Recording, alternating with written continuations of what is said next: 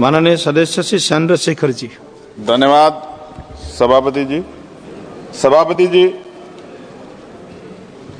1856 में जो कानून बनाया गया और मैंने बिल पढ़ा, क्या पढ़ने के बाद मुझे एहसास होता है कोई बदलाव नहीं, सिर्फ कॉपी पेस्ट किया गया।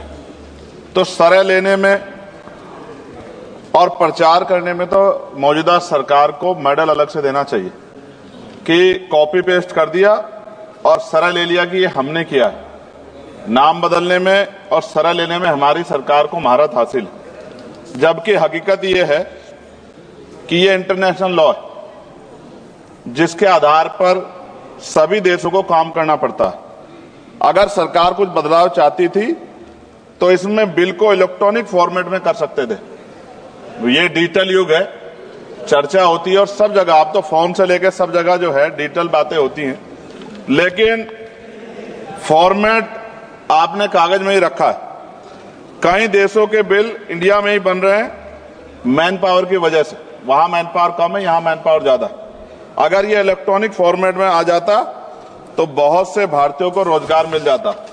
लेकिन मुझे ये भी बताना पड़ेगा कि हमारी सरकार का रोजगार देने में उनको बड़ी परेशानी है और वो रोजगार देने के खिलाफ, इसलिए उन्होंने शायद इलेक्ट्रॉनिक फॉर्मेट में नहीं रखा।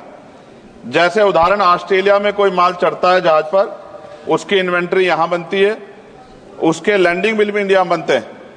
इलेक्ट्रॉनिक फॉर्मेट में कर देते तो उसका बैक एंड फॉर्मूला हमारे पास आ सकता था। इससे देश को फायदा होता और हमारे बहुत सारे लोगों को रोजगार मिलता। और राष्ट्रीय जलमार्ग 2016 कानून के तहत कई राष्ट्रीय जलमार्ग विकसित होने थे, परंतु अभी तक सभी नहीं बने। यह जलमार्ग बन जाते तो बाढ़ व सूखे की समस्या से भी निजात मिल सकती थी, लेकिन सरकार को बाढ़ से भी फर्क नहीं पड़ता क्योंकि उससे भी आम जनता को परेशानी होती। पेट्रोल और डीजल की जो खपत है, अगर ये बन जाए जलमार्ग तो बहुत फायदा जो है वो खपत कम हो सकती है और बहुत बड़ा फायदा हो सकता है। लेकिन सरकार का इसमें कोई इंटरेस्ट नहीं है, इसलिए मैं अपनी भावनाओं के साथ इस बिल को अपोज करता हूं और मैं कहता हूं कि सरकार अगर चाहे तो हमारे सुझाव को मान के कुछ अच्छा कर सकती है, वरना फिर मैं कहूंगा दोहराते हुए कि सरह लेने में और नाम बदलने में सरकार को महारत हासिल है। इसके लिए पुनः मेरा अनुरोध है कि इनको मेडल दिया जाए। धन्यवाद।